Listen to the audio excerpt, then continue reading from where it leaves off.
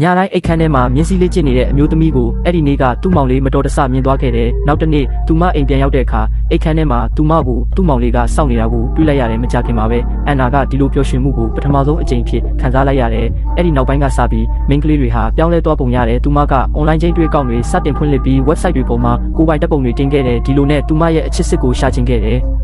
မကြခင်မှာပဲချင်းတွေအတစ်ခုကနေတဆင့်သူမရဲ့ပထမဆုံးရေးစားကိုတွေ့ဆုံခဲ့တယ်အပြင်မသွားခင်မှာရင်းကျက်တဲ့ပုံစံပေါ်အောင်သူမကအထူးတလဲပြင်ဆင်ခဲ့တယ်ဒါပေမဲ့တကားခောက်လိုက်တော့သပင်ဖြူနဲ့အသက်ကြီးပိုင်းအမျိုးသားတစ်ယောက်ကိုတွေ့လိုက်ရတယ်ဒါပေမဲ့အန်နာကပြန်မသွားပဲနေခဲ့တယ်ယောဂကျင့်နေတော့မှပြင်းထန်တဲ့လှုပ်ရှားမှုကြောင့်အဲ့ဒီအသက်ကြီးပိုင်းမျိုးသားကရုတ်တရက်နှလုံးရက်သွားခဲ့တယ်အန်နာလည်းကြောက်လန့်တကြားနဲ့အဲ့ဒီနေရာကနေအမြန်ထွက်သွားခဲ့တယ်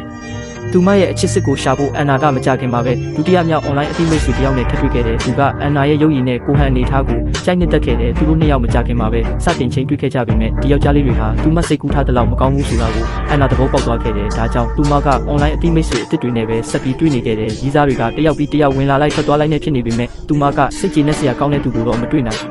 သေးဘူးသူမမသိလိုက်တာကတော့ရဲတွေကသူမအိမ်ကိုရောက်နေနေပြီဆိုတာပါပဲမကြခင်မှာပဲရဲတွေကအန်နာရဲ့ကွန်ပျူတာထဲမှာသက်ဆိုင်ရာတက်တည်အထောက်အထားတွေကိုတွေ့ရှိခဲ့တယ်သူတို့ကချင်းတွေး website တွေကိုယ်ပိုင်ဓာတ်ပုံအများအပြားနဲ့အဲ့ဒီအသက်ကြီးပိုင်းမျိုးသားနဲ့ချက်လုပ်ထားတဲ့မှတ်တမ်းတွေကိုတွေ့ရှိခဲ့ကြတယ်